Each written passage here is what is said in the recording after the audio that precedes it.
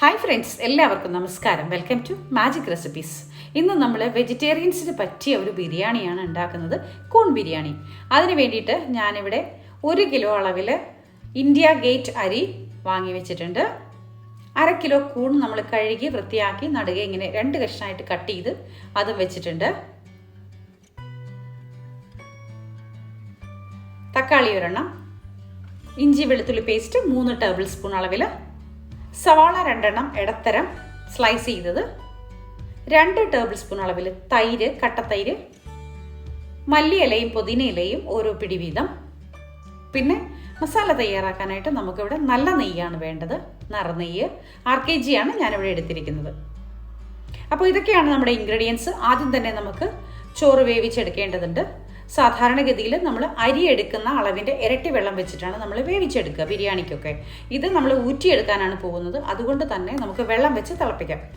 വെള്ളം തിളച്ച് വരുമ്പോഴേക്കും നമ്മൾ അരി വെള്ളത്തിലിട്ട് കഴുകി നല്ലപോലെ മാറ്റി വെച്ചിട്ടുണ്ട്. അത് ഈ തിളച്ച വെള്ളത്തിലേക്ക് ഇട്ട് കൊടുക്കാം. പാകത്തിന് ഉപ്പും ചേർക്കാം. അതിനുശേഷം നല്ലപോലെ ഒന്ന് വേവിച്ചെടുക്കാം. ഒരു 70%, അരയിൽ കൂടുതൽ, 3/4 ഭാഗത്തോളം നമുക്ക് വെന്ത് കിട്ടേണ്ടതുണ്ട് അരി. അതിനുശേഷം നമുക്ക് ഊറ്റിയെടുത്ത് മാറ്റി വെക്കാം കേട്ടോ. അതുകൊണ്ടാണ് നമ്മൾ വെള്ളത്തിൻ്റെ അളവ് കൂട്ടി കൊടുത്തിരിക്കുന്നത്.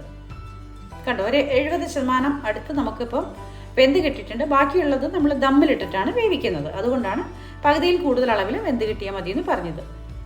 ഇനിയിപ്പോൾ ഇത് നമുക്കൊന്ന് ഊറ്റിയെടുക്കാം. ഒരു സ്റ്റെയിനറിൽ വെച്ചിട്ട് നമുക്ക് ഊറ്റിയെടുക്കാം. ചോറ് ഊറ്റി നമ്മൾ മാറ്റി വെച്ചിട്ടുണ്ട്. ഇനി നമുക്ക് മസാല തയ്യാറാക്കാം. മസാല പെട്ടെന്ന് തയ്യാറാക്കാൻ പറ്റും. കൂണിന് അധികം വേവില്ലാത്തത് കൊണ്ടാണ് നമ്മൾ ചോറ് ആദ്യമേ വേവിച്ച് മാറ്റി വെച്ചിരിക്കുന്നത്. മസാല തയ്യാറാക്കാനായിട്ട് 1 ടേബിൾ സ്പൂൺ നിറച്ച് നമ്മൾ 6 kg എടുത്തിട്ടുണ്ട്. നല്ല നെയ്യ് ചൂടായി വരുമ്പോഴേക്കും അതിലേക്ക് നമുക്ക് പട്ടയും കറിയാമ്പും ഏലക്കയും തക്കോലും എല്ലാം കൂടി ചേർത്ത് 1 ടേബിൾ സ്പൂൺ അളവിൽ മാത്രം എടുക്കുക.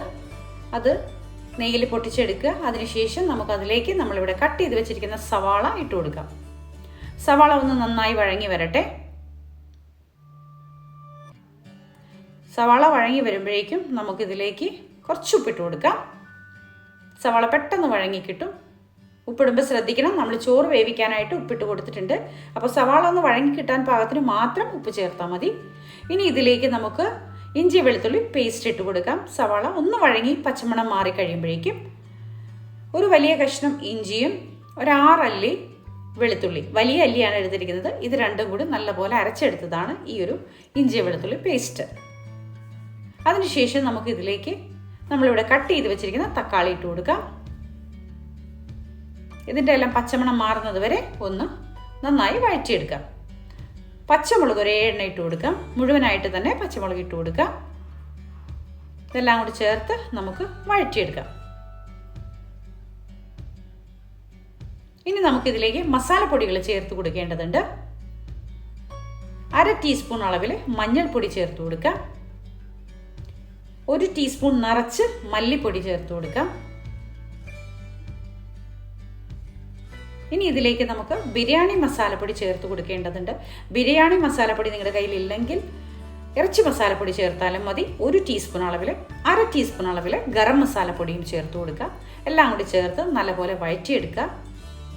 മസാലക്കുത്ത് ഒക്കെ ഒന്ന് മാറി കിട്ടുന്നത് വരെ നന്നായി വഴറ്റിയെടുക്കുക. ഇതിലേക്ക് 1 പിടി മല്ലിയിലയും 1 പിടി പുതിനയിലയും ചേർത്ത് കൊടുക്കാം. ഇത് രണ്ടും കൂടി ചേർത്ത് നല്ലപോലെ മിക്സ് ചെയ്യാം. ഇനി നമുക്ക് ഇവിടെ എടുത്ത് വെച്ചിരിക്കുന്ന തൈര്, അതായത് 2 ടേബിൾ സ്പൂൺ അളവിൽ തൈര് എടുത്ത് വെച്ചിട്ടുണ്ട്. അതും നമുക്ക് ചേർത്ത് കൊടുക്കാം. തൈര് ചേർക്കുമ്പോൾ എപ്പോഴും തീ കുറച്ച് വെക്കണം. നമ്മുടെ മസാല പാകത്തിന് ഇവിടെ റെഡിയായി കിട്ടിയിട്ടുണ്ട്. ഇനി ഇതിലേക്ക് നമുക്ക് നമ്മളിവിടെ കഴുകി കട്ട് ചെയ്ത് വെച്ചിരിക്കുന്ന കൂണിട്ട് കൊടുക്കാം. കൂൺ ഒരു 5 മിനിറ്റ് ആവി കയറി ഒന്ന് വെന്ത് കിട്ടിയാൽ മതി കേട്ടോ. അധികം വേവില്ലാത്തൊരു സംഭവമാണ് കൂണ്, മഷ്റൂം. എല്ലാം കൂടി മിക്സ് ചെയ്ത് ചേർക്കാം. മസാലയൊക്കെ നല്ല പോലെ മഷ്റൂമിലിങ്ങനെ പൊതിഞ്ഞ് പിടിച്ചിട്ടുണ്ട്. വെള്ളമൊന്നും നമ്മളിവിടെ ഒഴിച്ചു കൊടുക്കുന്നില്ല. കുറച്ച് ഉപ്പിട്ട് കൊടുക്കാം, കാരണം മഷ്റൂമും കൂടി ചേർന്ന് കഴിയുമ്പോൾ ഉപ്പിൻ്റെ അളവ് കുറച്ച് കുറഞ്ഞിട്ടുണ്ടാവും. അതുകൊണ്ട് പാകം നോക്കിയ ശേഷം, ഉപ്പിൻ്റെ ടേസ്റ്റ് നോക്കിയ ശേഷം വേണമെന്നുണ്ടെങ്കിൽ കുറച്ച് ഉപ്പിട്ട് കൊടുക്കാം. എല്ലാം കൂടി ചേർത്ത് നല്ല പോലെ ചേർത്ത് വെച്ച് മസാല പൊതിഞ്ഞ് പിടിച്ചിട്ട് ഒരു 5 മിനിറ്റ് ഒന്ന് ആവി കയറ്റി എടുക്കാം നമുക്ക്. വലിയ ഫ്ലെയിം വെക്കരുത്, ചെറിയ ഫ്ലെയിമിൽ. കുരുമുളക് പൊടി 1/4 ടീസ്പൂൺ അളവിൽ ഇട്ട് കൊടുക്കാം. ക്രഷ്ഡ് കുരുമുളകല്ല, കുരുമുളക് പൊടി 1/4 ടീസ്പൂൺ അളവിൽ നമുക്ക് ഇട്ട് കൊടുക്കാം. മിക്സ് ചെയ്ത് ചേർക്കാം. ഇനി നമുക്ക് അടച്ചു മൂടി വെച്ച് 5 മിനിറ്റ് ഒന്ന് വേവിച്ചെടുക്കാം. തീ ഒന്നും കൂട്ടണ്ട, ആവിയിലിരുന്ന് ഒന്ന് വെന്ത് കിട്ടിയാൽ മതി. വെള്ളം ഒഴിച്ചു കൊടുക്കണ്ട. കണ്ടോ, ചെറിയ രീതിയിൽ ഒന്ന് വെള്ളം വന്നിട്ടുണ്ട്. അതിൽ കൂണിൻ്റെ ചെറിയൊരു വാട്ടർ കണ്ടന്റ് ഉണ്ടാവുമല്ലോ. അപ്പോൾ ഇത് കൂൺ നല്ല പോലെ വെന്ത് കിട്ടാനായിട്ട് സഹായിക്കും. ഏകദേശം കൂണൊക്കെ നന്നായി വെന്ത് കിട്ടിയിട്ടുണ്ട്. ഇനി ഇതിലേക്ക് നമുക്ക് നമ്മളിവിടെ വേവിച്ച് വെച്ചിരിക്കുന്ന റൈസ് ഇട്ട് കൊടുത്ത് ദമ്മിലിട്ട് വെക്കാം. കേട്ടോ, നമ്മളിവിടെ റൈസ് എടുത്ത് വെച്ചിട്ടുണ്ട്. അതിൻ്റെ ആവിയൊന്നും കളയാതെ എടുത്ത് വെച്ചേക്കാണ്. പെട്ടെന്ന് തന്നെ ഒരു 5 മിനിറ്റിൽ നമുക്ക് മസാല തയ്യാറായി കിട്ടി. അതിലേക്ക് 2 പാർട്ടായിട്ട് നമുക്ക് നമ്മളിവിടെ വേവിച്ച് വെച്ചിരിക്കുന്ന ചോറ് ഇട്ട് കൊടുക്കാം. കുറച്ച് ഇട്ട് കൊടുത്താൽ മതിയേ.